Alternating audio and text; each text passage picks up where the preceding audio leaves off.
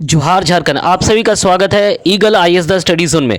तो साथियों, आज के चर्चा का विषय है औद्योगिक क्रांति का उदय ब्रिटेन में किस प्रकार हुआ और इसका भारत में इफेक्ट किस प्रकार हुआ।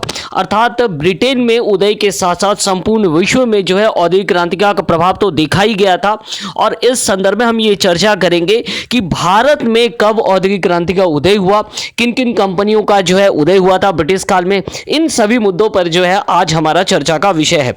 तो एक बार फिर से आप सभी को हम स्वागत करते हैं eagle IAS the study zone में। याद रखिएगा, जेसीसी और जेपीएससी के तहत बराबर आपको यहां पर क्या प्राप्त होता है, क्लासेस प्राप्त होता है।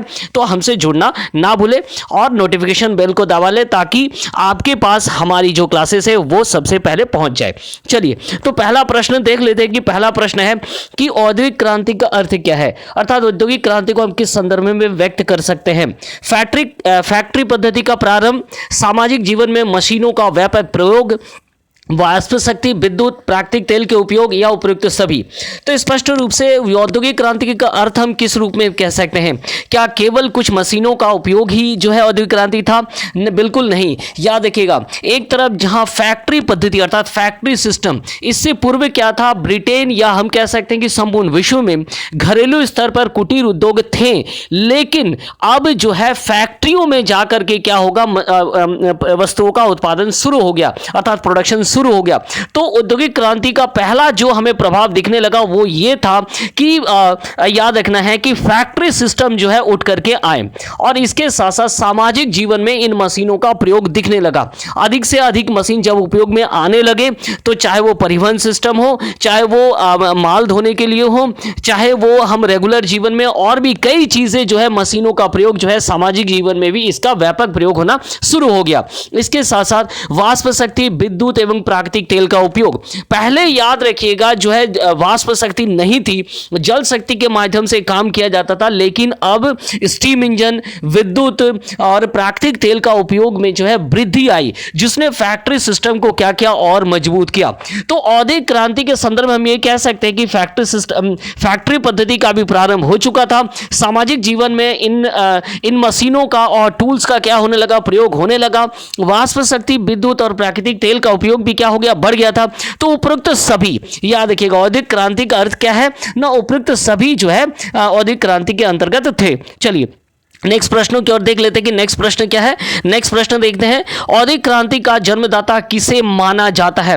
अमेरिका, फ्रांस, भारत और इंग्लैंड। ऐसे तो याद रखिएगा माना जाता है कि फ्रांस में औद्योगिक क्रांति शुरू हो चुकी थी, लेकिन ये कई इतिहासकार ये मानते हैं कि औद्योगिक क्रांति का जो सबसे व्यापक प्रभाव देखा गया था वो कहां देखा गया था, तो याद रखिएगा वो ब्रिटेन में देखा गया था या इंग्लैंड में देखा गया था। तो याद रखना है कि ब्रिटेन को इसका क्या माना जाता है, जन्मदाता माना जाता है।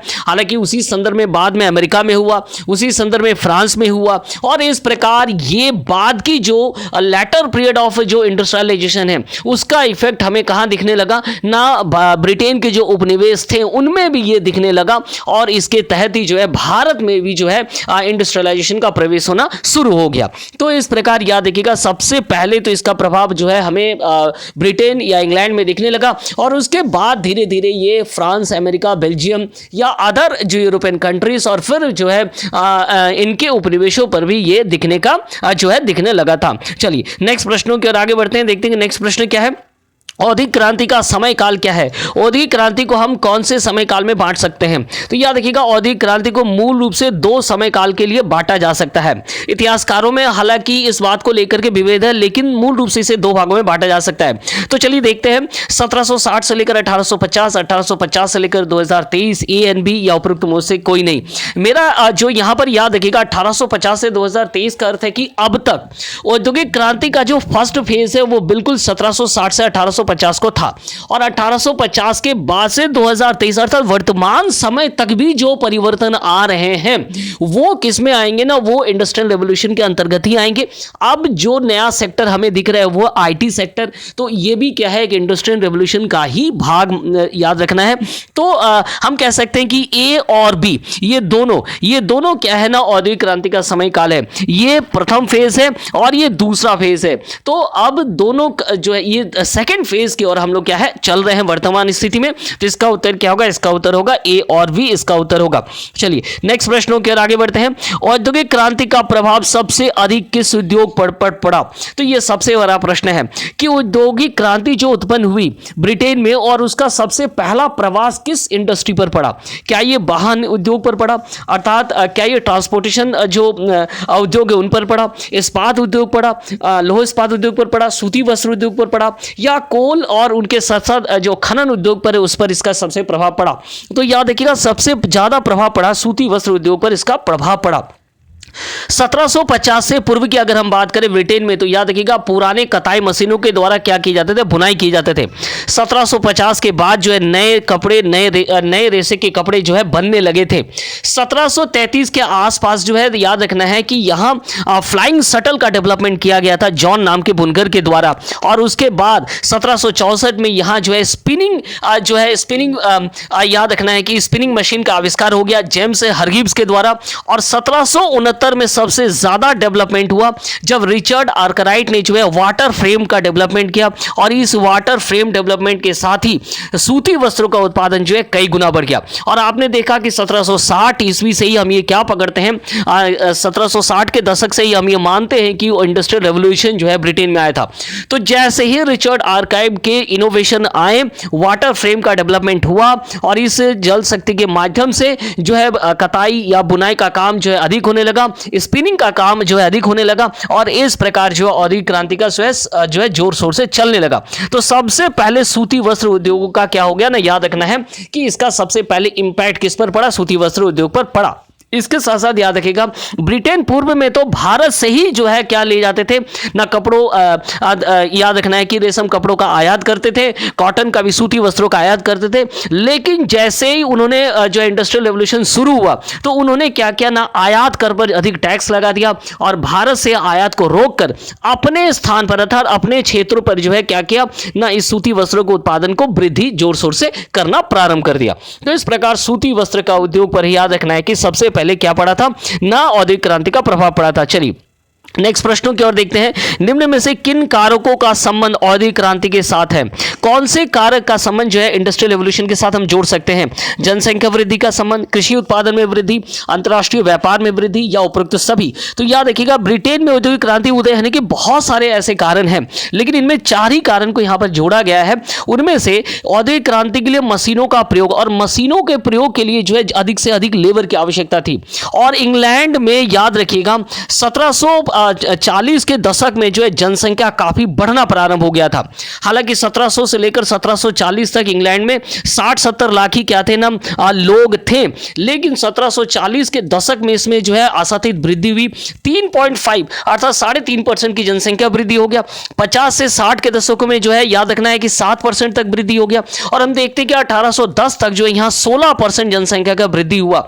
और इन जनसंख्या को ही उन्होंने किस पर लगाया ना, तो इंडस्ट्रियल रेवोल्यूशन के काम में लगाया, अर्थात मशीनों के प्रयोग में लगाया गया। याद रखिएगा तब का और आज में फर्क क्या है, आज मशीन जो है एक आर्टिफिशियल इंटेलिजेंस के तहत काम करते हैं, इसलिए लोगों की संख्या कम लगती है। लेकिन पूर्व में जो इंजनों का विकास किया गया या इंडस्ट्रियल रेवोल्यूशन में जो मशीनों का प्रयोग किया गया, उसमें मनुष्य के द्वारा जो है काम किया जाता था। तो याद रखना है कि जनसंख्या वृद्धि एक बहुत ही महत्वपूर्ण कारक है। कृषि उत्पादन में वृद्धि, याद रखिएगा कि 1700 से लेकर 1750 तक जो है कृषि उत्पादन में आयातित वृद्धि हुआ, और इसी कृषि उत्पादन की वृद्धि ने ही फर्स्ट इंडस्ट्रियल रेवोल्यूशन को जो है आगे बढ़ाया, अर्थात फर्स्ट फेज को। इंग्लैंड में जो फर्स्ट फेज का इंडस्ट्रियल रेवोल्यूशन हुआ उसे क्या किया गया, आगे बढ़ाएगा। और अंतर्राष्ट्रीय व्यापार में वृद्धि, बिल्कुल अंतर्राष्ट्रीय व्यापार में क्या हो गया, वृद्धि हो गया। नए नए उपनिवेश बने, और उपनिवेश बनने के साथ साथ जो है ब्रिटेन ने जो है आयात और निर्यात की प्रक्रिया को जारी रखा। तो इस प्रकार इन तीनों के द्वारा याद रखिएगा औद्योगिक क्रांति को क्या दिया गया ना, एक मजबूती प्रदान की गई, और वो भी कहां से ना, ब्रिटेन से। चलिए नेक्स्ट प्रश्नों की ओर आगे बढ़ते हैं, देखते हैं कि नेक्स्ट प्रश्न क्या है। निम्न में से किसके द्वारा औद्योगिक क्रांति को अपने लेखन के माध्यम से विश्व भर में चर्चित किया गया? किस राइटर के द्वारा जो औद्योगिक क्रांति को जो है विश्व पटल पर रखा गया? चार्ल्स डिकेन, अर्नोल्ड टॉयनबी, मॉरिस डॉब या एब्रिनी? तो याद रखिएगा अर्नोल्ड टॉयनबी ने जो है अपनी पुस्तक में लेक्चरर इन इंडस्ट्रियल रेवोल्यूशन में ही इंडस्ट्रियल रेवोल्यूशन को विश्व में सबसे पहले रखा था। इसके साथ साथ मॉरिस डॉब ने भी studies in the development of studies in the development of capitalism में भी जो है औद्योगिक क्रांति के बारे में चर्चा किया है, और ए ब्रीनी के द्वारा भी ए इकोनॉमिक हिस्ट्री ऑफ यूरोप में भी जो है औद्योगिक क्रांति की चर्चा की गई है। लेकिन अर्नोल्ड टॉयनबी को क्या माना जाता है ना, औद्योगिक क्रांति का जो है सबसे महत्वपूर्ण लेखक माना जाता है। उन्होंने इंग्लैंड में औद्योगिक क्रांति की उदय को जो है बखूबी अपनी पुस्तक में रखा था, और जिसका नाम क्या था याद रखिएगा, industrial lecture in the industrial revolution. ठीक है, चलिए आगे बढ़ते हैं नेक्स्ट प्रश्न की ओर, देखते हैं कि नेक्स्ट प्रश्न क्या है। नेक्स्ट प्रश्न, यूरोप के किस देश में ब्रिटेन के बाद औद्योगिक क्रांति का प्रभाव और आर्थिक परिवर्तन हुआ? तो फ्रांस में तो हुआ ही था, लेकिन सबसे ज्यादा जो आर्थिक परिवर्तन आए वो कहां पर आए? तो याद रखिएगा बेल्जियम में सबसे ज्यादा क्या गया ना, आर्थिक परिवर्तन हमें देखने को मिला। नेक्स्ट प्रश्नों की ओर आगे बढ़ते हैं। निम्न में से किसके आविष्कार ने औद्योगिक क्रांति के दौरान सूती वस्त्र उद्योग के औद्योगिकरण में महत्वपूर्ण भूमिका निभाया? अर्थात सूती वस्त्र का नया कौन सा डेवलपमेंट औद्योगिक क्रांति के ठीक समय काल के दौरान हुआ, जिसके कारण हम ये कहते हैं कि औद्योगिक क्रांति हुई। और उसकी शुरुआत कहां से हुई? तो उसकी शुरुआत जो है सूती वस्त्रों के उत्पादन के साथ हुआ। तो चलिए देख लेते हैं, लुईस पॉल, जॉन काय, रिचर्ड आर्किट या उपरोक्त में से कोई नहीं। तो याद रखिएगा रिचर्ड आर्किट। जैसा कि मैंने आपको बताया 1769 में वाटर फ्रेम का डेवलपमेंट किया गया, और इससे क्या हो गया, इससे स्पिनिंग अर्थात कताई और बुनाई का काम जो है जोर शोर से होने लगा। और इस संदर्भ में ही याद रखिएगा कई लोग तो 1769 से ही क्या मानते हैं, इंडस्ट्रियल रेवोल्यूशन की शुरुआत मानते हैं। तो रिचर्ड आर्किट के द्वारा जो काम किए गए थे वो हालांकि जॉन काय के साथ ही उन्होंने जो है कई काम किए थे, लेकिन रिचर्ड आर्किट के द्वारा जो वाटर फ्रेम का पेटेंट या डेवलपमेंट किया गया उसी ने इस कार्य को सबसे ज्यादा प्रभावित किया। चलिए आगे बढ़ते हैं नेक्स्ट प्रश्न की ओर, देखते हैं नेक्स्ट प्रश्न क्या है। निम्न में से किसके द्वारा स्टीम इंजन का आविष्कार किया गया जिसने उद्योगों के औद्योगिकरण में महत्वपूर्ण भूमिका निभाया? Thomas Newcomen, George Stephenson, James Watt या थेम्स सेवरी? हालांकि याद रखिएगा अगर हम बात करेंगे कि प्रथम स्टीम इंजन तो वो होगा थॉमस सेवरी के द्वारा क्या किया गया था, इसे आविष्कृत किया गया था। लेकिन ठीक औद्योगिक क्रांति के समय जेम्स वाट 1760 में इसका क्या किया ना, इसके नए रूप को जो है लेकर के आया 1765 में, याद रखिएगा।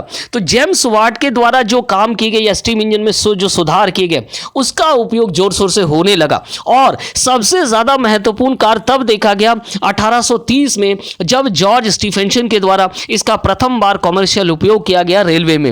इसके साथ साथ याद रखिएगा थॉमस न्यूकमेन ने भी 1700 के आसपास जो है स्टीम इंजन के डेवलपमेंट में कार्य किया था। तो ये सभी जो है स्टीम इंजन के डेवलपमेंट में काम किए थे। थॉमस सेवरी से ये कार्य शुरू होता है। उसके बाद थॉमस न्यूकमेन ने 1700 के आसपास इसमें डेवलपमेंट किया। जेम्स वाट के द्वारा 1765 में इसमें बहुत कुछ सुधार किया गया और इस कार्य को शुरू किया गया। और इसके साथ साथ याद रखिएगा कि जॉर्ज स्टीफेंसन 1830 ईस्वी के आसपास कमर्शियल तौर पर इसका प्रयोग रेलवे में होना शुरू हो गया था।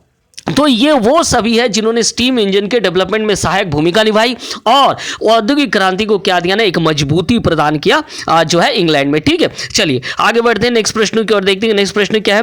निम्न में इंग्लैंड का कौन सा शहर विश्व के सूती वस्त्र के उत्पादन में महत्वपूर्ण केंद्र माना जाता है? तो इसका उत्तर होगा लैंकाशायर। लैंकाशायर में जो है विश्व के याद रखिएगा विश्व के सबसे ज्यादा जो है सूती वस्त्रों का उत्पादन किया जाता है। चलिए नेक्स्ट प्रश्नों के आगे बढ़ते हैं। भारत में किस शहर को लैंकाशायर ऑफ इंडिया कहा जाता है? तो भारत में जो है किस शहर को लैंकाशायर कहा जाता है, अर्थात तुलना की जाती है जहां सबसे ज्यादा जो है सूती वस्त्रों का उत्पादन किया था। तो इसका उत्तर क्या होगा? इसका उत्तर होगा मुंबई। चलिए नेक्स्ट प्रश्नों की ओर आगे बढ़ते हैं, देखते हैं नेक्स्ट प्रश्न। भारत का कॉटन मिल जो है किसके द्वारा स्थापित किया गया था? अब देखिए हम लोगों ने अब तक जो है ब्रिटेन पर चर्चा किया, कुछ प्रश्नों पर चर्चा किया। अब हम प्रयास करेंगे कि इस संदर्भ में रेस्पेक्ट में भारत में जो परिवर्तन देखे गए वो कब देखे गए। आपने देखा कि दो फेज में जो इंडस्ट्रियल रेवोल्यूशन को बांटा गया है, एक तो 1750 से लेकर 1850 और उसके बाद 1850 से लेकर टिल नाउ। तो हम ये देखेंगे कि हमने देखा कि ब्रिटेन में जो है किस प्रकार जो है स्टीम इंजन, इसके साथ साथ जो है सूती वस्त्रों में जो नए नए डेवलपमेंट हुए। लेकिन अब हम लोग ये देखेंगे कि भारत में कब कब डेवलपमेंट हुए। और उसका पहला जो प्रश्न है वो हमने लिया है कि भारत में प्रथम कॉटन मिल किसके द्वारा स्थापित किया गया? तो याद रखिएगा कवासजी डाबर के द्वारा, नाना भाई कवासजी डाबर के द्वारा 1854 में जो है क्या स्थापित किया गया ना, सूती मिल स्थापित किया गया। और इस प्रकार जो है भारत में जो है लेटर फेज में इंडस्ट्रियल रेवोल्यूशन का लेटर फेज हमें कहां देखने मिल रहा है ना, भारत में देखने को मिल रहा है। चलिए आगे बढ़ते हैं नेक्स्ट प्रश्नों की ओर। निम्न में किसके द्वारा इंग्लैंड में प्रथम हाई प्रेशराइज स्टीम इंजन या लोकोमोटिव का जो है आविष्कार किया गया? Thomas Newcomen, George Stephenson, Richard Trevithick या जेम्स वॉट? तो याद रखिएगा, रिचर्ड ट्रेविथिक के द्वारा जो है 1801 में full size steam road locomotive का निर्माण किया गया, जिसे पफिंग डेविल कहा जाता था। जिसे क्या कहा जाता था? पफिंग डेविल कहा जाता था। और इसका प्रयोग होना शुरू हो गया था, अर्थात ये रोड ट्रांसपोर्ट के लिए इसका उपयोग होना शुरू हो गया था। हालांकि रिचर्ड ट्रेविथिक ने इसका काम 1797-98 से शुरू कर दिया था, लेकिन 1801 में ये जोर शोर से चलना शुरू हो गया था। तो रिचर्ड ट्रेविथिक ने लोकोमोटिव का प्रयोग करना शुरू कर दिया। कहां? तो रोड ट्रांसपोर्ट के लिए। और इस प्रकार रोड ट्रांसपोर्ट ने भी इंग्लैंड में औद्योगिक क्रांति को लाने में एक सहायक भूमिका निभाया। चलिए आगे बढ़ते हैं नेक्स्ट प्रश्न की ओर, देखते हैं कि नेक्स्ट प्रश्न क्या है। भारत में प्रथम बार रेलवे का प्रयोग कब किया गया? तो चलिए, चूंकि हमने अभी बात किया कि किस प्रकार रोड ट्रांसपोर्ट, अब हम देखेंगे कि भारत में कैसे रेल ट्रांसपोर्ट का डेवलपमेंट हुआ और कब हुआ। तो भारत में रेल ट्रांसपोर्ट का डेवलपमेंट बिल्कुल 16 अप्रैल 1853 को जो है प्रथम बार जो है रेलवे का हमें देखने को मिल रहा है। कब? बोरीबंदर टू थाने में देखने को मिल रहा है, जब 3 इंजन साहेब सुल्तान और सिंध के द्वारा 34 किलोमीटर 400 लोगों के साथ जो है गाड़ी चलाई गई, अर्थात इंडियन रेलवे को चलाई गई। और आपने देखा कि लॉर्ड डलहौजी का इसमें क्या है, बहुत ही महत्वपूर्ण योगदान माना जाता है। इसके साथ याद रखिएगा, द ग्रेट इंडियन पेनिनसुलर जो रेलवे है उसकी स्थापना कब किया गया था? तो उसकी स्थापना किया गया था 1849 में, उसे स्थापित किया गया। तो इस प्रकार आप देख पा रहे हैं कि जितना भी इंडस्ट्रियल डेवलपमेंट हुआ है हमारे यहाँ, वो तो पहले फर्स्ट फेज में जो है कहाँ हुआ? ब्रिटेन में हुआ। और ब्रिटेन के बाद जो है अन्य उपनिवेशों में जो है वो देखने को कब मिल रहा है? ना 1840 के दशक में देखने को मिल रहा है, या लेटर फेज ऑफ इंडस्ट्रियलाइजेशन में हमें देखने को मिल रहा है। चलिए तो आगे बढ़ते हैं नेक्स्ट प्रश्न की ओर, देखते हैं कि नेक्स्ट प्रश्न क्या है। औद्योगिक क्रांति के तहत लंदन में स्टॉक एक्सचेंज का निर्माण कब किया गया था? 1773 में, 1776 में, 1790 में, 1801 में? तो याद रखिएगा 1776 में जो है माना जाता है कि लंदन में जो है स्टॉक एक्सचेंज का क्या हो गया था? निर्माण हो गया था। और इसी स्टॉक एक्सचेंज में जो है निवेश की प्रक्रिया जो है वो शुरू हो गई थी। 1801 में इसमें और डेवलपमेंट देखने को मिला। 1790 के आसपास जो है अमेरिका में भी जो है स्टॉक एक्सचेंज का निर्माण होना प्रारंभ हो गया था। चलिए आगे बढ़ते हैं नेक्स्ट प्रश्न की ओर, देखते हैं कि नेक्स्ट प्रश्न क्या है। नेक्स्ट प्रश्न, निम्न में कौन भारत का प्रथम स्टॉक एक्सचेंज है? भारत का प्रथम स्टॉक एक्सचेंज कौन है? बीएसई अर्थात Bombay stock exchange, national stock exchange, Calcutta stock exchange या मद्रास स्टॉक एक्सचेंज? तो याद रखिएगा बीएसई। इसका निर्माण कब हुआ? 1875 में इसका निर्माण हुआ। नेशनल स्टॉक एक्सचेंज का निर्माण कब हुआ? 1992 में निर्माण हुआ। वहीं कैलकाटा का कब निर्माण हुआ? 1908 में निर्माण हुआ। और इसके साथ साथ एमएससी का निर्माण कब हुआ? तो 1937 में हुआ। तो भारत में जो बॉम्बे स्टॉक एक्सचेंज है वो क्या है? सबसे प्राचीन स्टॉक एक्सचेंज है। और आप मैंने जैसा कि आपको कहा कि लेटर फेज में भारत में भी क्या है ना, वित्तीय निवेश की जो प्रक्रिया है वो शुरू हो गई थी। और इसके साथ साथ भारत में भी जो है औद्योगिकरण या हम कह सकते हैं इंडस्ट्रियल डेवलपमेंट रेवोल्यूशन का प्रभाव देखने को मिल रहा था। चलिए नेक्स्ट प्रश्न की ओर, औद्योगिक क्रांति के तहत प्रथम व्यापारिक टेलीग्राफ का प्रयोग ब्रिटेन में कब किया गया? देखिए टेलीग्राफ या टेलीकम्युनिकेशन का जो उपयोग है वो टेलीग्राफ के तौर पर देखा गया था। और टेलीग्राफ ने सूचनाओं के आदान प्रदान में एक महत्वपूर्ण भूमिका निभाई, जिसने इंडस्ट्रियल रेवोल्यूशन को क्या दिया ना, एक मजबूती प्रदान किया। तो ब्रिटेन में टेलीग्राफ का प्रयोग जो है कॉमर्शियल तौर पर कब शुरू हो गया था? तो याद रखिएगा 1837 में कुकी और व्हीटस्टोन के द्वारा जो है टेलीग्राफ डेवलपमेंट किया गया था। उसके बाद याद रखिएगा 1838 में सैमुअल मोर्से के द्वारा जो इसे और डेवलप किया गया। और इसके साथ साथ याद रखना है कि 1850 में सबमरीन टेलीग्राफ केबल जो है कॉन्टिनेंटल जो कम्युनिकेशन है वो भी शुरू हो गया था। और आप सभी को याद होगा 1894 में मार्कोनी के द्वारा क्या डेवलपमेंट किया गया ना, रेडियो वेव का जो है डेवलपमेंट किया गया, जो कि वायरलेस टेलीग्राफी का क्या है एक भाग है। तो मार्कोनी के द्वारा बाद में जो है रेडियो वेव का डेवलपमेंट किया। उससे पूर्वी औद्योगिक क्रांति के तहत जो है हम देख पा रहे हैं 1837 से 40 के 1837 में ही क्या है ना, कुकी और व्हीटस्टोन के द्वारा जो है टेलीग्राफ का डेवलपमेंट शुरू कर दिया गया था। और इसका जथा प्रभाव हमें कहां देखने को मिला? तो जथा प्रभाव हमें इंडस्ट्रियल रेवोल्यूशन में देखने को मिला। चलिए नेक्स्ट प्रश्नों की ओर आगे बढ़ते हैं। भारत में प्रथम टेलीग्राफ का उपयोग जो है कब किया गया था? भारत में टेलीग्राफ का प्रथम प्रयोग जो है इलेक्ट्रिकल टेलीग्राफ का प्रयोग 1852 में किया गया था। कलकत्ता टू आगरा में इसे बिछाया गया था। इलेक्ट्रिकल टेलीग्राफ सिस्टम का प्रयोग जो है 1852 में हुआ था और 1854 में कलकत्ता से लेकर याद रखिएगा आगरा में टेलीग्राफ लाइनें बिछाई गई थी। और इसके साथ साथ याद रखना होगा 1849 में जो लॉर्ड डलहौजी के द्वारा ही ये सारा चीज शुरू किया गया है। तो इंडस्ट्रियल डेवलपमेंट की जो ज्यादातर शुरुआत है, चाहे वो रेलवे हो चाहे वो टेलीग्राफ हो, इन सभी शुरुआत के पीछे हम जो गवर्नर देख पा रहे हैं वो कौन है, तो लॉर्ड डलहौजी हैं। और आप कह सकते हैं कि इसी समय के दौरान भारत में जो है इंडस्ट्रियल रेवोल्यूशन हमें देखने को मिला। चलिए आगे बढ़ते हैं नेक्स्ट प्रश्न की ओर, देखते हैं कि नेक्स्ट प्रश्न क्या है। नेक्स्ट प्रश्न है कि निम्न में भारत का प्रथम बैंक कौन है। भारत का प्रथम बैंक कौन है। चूंकि आप देख रहे हैं कि वहां तो इंग्लैंड में पूर्व में ही बैंक की स्थापना हो गया था और उसके तहत बैंक ने इंडस्ट्रियल रेवोल्यूशन में बहुत सहयोग किया और उसके साथ साथ वहां स्टॉक एक्सचेंज का भी निर्माण बहुत पूर्व में ही हो गया था। लेकिन हम देखने का प्रयास करेंगे भारत में बैंकों का निर्माण कब हुआ और जिसने जो है एक कमर्शियल बैंक कब आए, उभर करके आए और जिसने इंडस्ट्रियल रेवोल्यूशन को जो है बहुत सहायता पहुंचाया।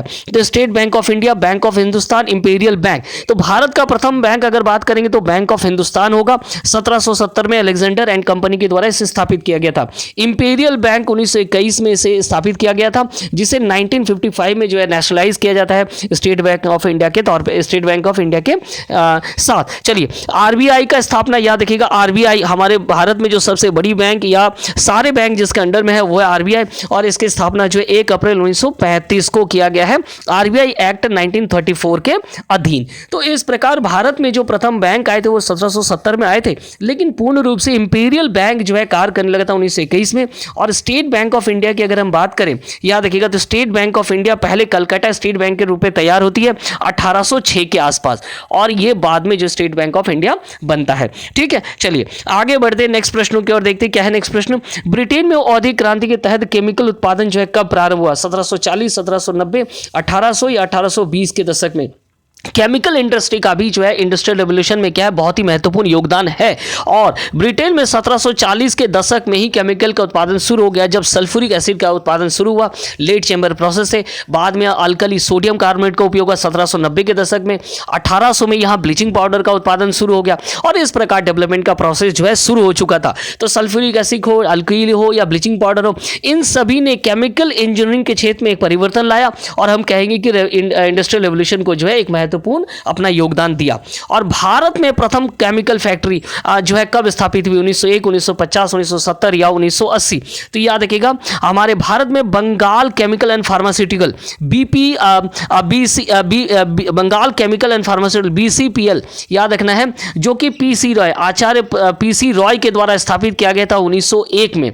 ठीक है, 1950 तक इसमें क्वालिटी और एक्सीलेंस के लिए जो है काफी काम किया, लेकिन 1970 के आसपास ये कंपनी सिक हो गई और इस कंपनी का जो है नेशनलाइजेशन कब किया गया था। 1980 में इस कंपनी का नेशनलाइजेशन किया गया। तो हम ये देख पा रहे हैं कि 1901 में अर्थात जो है 18वीं लगभग 19वीं ईस्वी तक जो है हमारे यहाँ पर भी क्या हो गया, केमिकल इंडस्ट्री डेवलप होना शुरू हो गया था। और प्रथम केमिकल इंडस्ट्री जो है किसके द्वारा लगाई गई, तो PC रॉय के द्वारा जो है लगाया गया था। चलिए नेक्स्ट प्रश्नों की ओर देखेंगे। भारत का प्रथम लौह इस्पात उद्योग कब स्थापित हो गया। चूंकि इसका संबंध झारखंड से है तो इस प्रश्न को लाना आवश्यक था। तो भारत में जो है प्रथम हम कह सकते हैं लौह इस्पात, हालांकि याद रखिएगा प्रथम लौह इस्पात 1874 में कुल्टी में स्थापित हुई थी, लेकिन वो फेल हो गया था। बाद में 1907 में जो है टिस्को का गठन किया गया, टाटा स्टील का गठन किया गया और ये प्रथम निजी के साथ साथ जो है भारत के सबसे सफल जो है टाटा स्टील उद्योग है, याद रखना है। और उसके बाद 1918 में जो है बर्नपुर में इसको का निर्माण किया गया और 1923 में जो है विश्वेश्वरैया आयरन एंड स्टील जो कि कर्नाटक शिमोगा में स्थापित है। तो इस प्रकार भारत का प्रथम लौह इस्पात उद्योग अगर कब स्थापित हुआ तो ये 1874 तो है, प्रारंभिक उद्योग थे, लेकिन अगर सक्सेसफुल उद्योग की बात करेंगे तो कब होगा, तो 1907 होगा। चलिए आगे बढ़ते हैं नेक्स्ट प्रश्नों की ओर। भारत में प्रथम कोयला खनन जो है कब शुरू हुई। 1774 में शुरू हुआ, 1820 में शुरू हुआ, 1973 में शुरू हुआ या 1975। तो भारत में प्रथम कोयला खनन जो है शुरू हुआ रानीगंज कोलफील्ड से 1774 में शुरू हो गया था। 1820 ईस्वी में यहाँ रेगुलर माइनिंग की जो प्रोसेस है वो शुरू हो गया था। याद रखिएगा 1973 जो है कोलवरी का नेशनलाइजेशन किया गया और ईस्टर्न ECL कोलवरी 1975 में ECL बनकर तैयार हो गए। इस प्रकार हमारे बाद हम कह सकते हैं कि 1800 अर्थात फर्स्ट फेज ऑफ रेवोल्यूशन में ही हमारे यहाँ कोयले का उत्पादन शुरू हो गया था और इस कोयले का जो निर्यात भी जो है कहाँ होता था, इंग्लैंड की तरफ होता था, जिससे हम कह सकते हैं कि वहाँ इंडस्ट्रियल रेवोल्यूशन को बहुत मजबूती प्रदान किया गया। ठीक है, चलिए तो याद रखिएगा पहली कंपनी रानीगंज कोलफील्ड के तहत जो है जॉन समर के द्वारा सालानपुर क्षेत्र में खोजा गया था। चलिए आगे बढ़ते हैं नेक्स्ट प्रश्नों की ओर। नेक्स्ट प्रश्न है, भारत में प्रथम चाय बागान की शुरुआत कब की गई? भारत में जो है हम कह सकते हैं कि रेवोल्यूशन के तहत जो है चाय बागानों का भी निर्माण किया गया और इनसे इसका न केवल निर्यात किया गया बल्कि इसका डेवलपमेंट पूरे विश्व स्तर पर इसका निर्यात भी किया गया। तो 1820, 1837, 1840 या 1860। तो याद रखिएगा 1837 में फर्स्ट इंग्लिश टी जो है अर्थात प्रथम जो है ब्रिटिश कंपनी चाय बागान बनकर तैयार हो गई और 1840 ईस्वी में यहाँ से कॉमर्शियल उत्पादन भी शुरू हो गया था।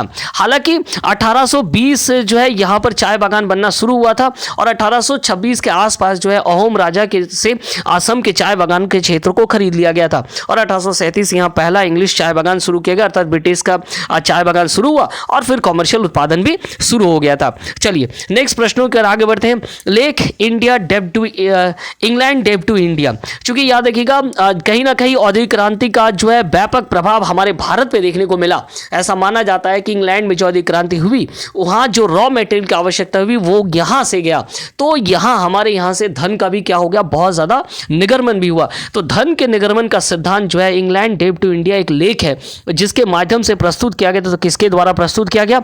याद रखिएगा ये दादा भाई नौरोजी के द्वारा प्रस्तुत किया गया था। 1867 में ईस्ट इंडिया एसोसिएशन के बैठक में सेकेंड बैठक में इसे प्रस्तुत किया गया था और महादेव गोविंद रानाडे के द्वारा इसी सिद्धांत को 1872 में प्रस्तुत किया गया था और कांग्रेस के द्वारा 1896 में धन के बहिर्गमन सिद्धांत को अपना लिया गया था। इन्हें जो है सही मान करके इसे अपना लिया गया। इसके साथ याद रखिएगा गोपाल कृष्ण गोखले जी के द्वारा 1901 में भी जो है धन के बहिर्गमन का सिद्धांत दिया गया था। रोमेश चंद्र दत्त ने अपने इकोनॉमिक हिस्ट्री ऑफ इंडिया में धन के बहिर्गमन सिद्धांत को जोर शोर से उठाया था। अर्थात इंग्लैंड के औद्योगिक क्रांति का प्रभाव जो है भारत के धन के बहिर्गमन सिद्धांत से जो है संबंधित है। वहां औद्योगिक क्रांति हुई लेकिन हमारे यहां से कच्चे माल रॉ मटेरियल और धन का बहिर्गमन हुआ। तो ऐसे ही महत्वपूर्ण प्रश्नों के लिए हमारे साथ जुड़ना ना भूलें। जेएसएससी के क्लासेस के लिए, जेपीएससी के क्लासेस के लिए और महत्वपूर्ण नोटिफिकेशन के लिए हमसे जुड़े रहिए eagle IAS the study zone में। बहुत बहुत धन्यवाद आप सभी का।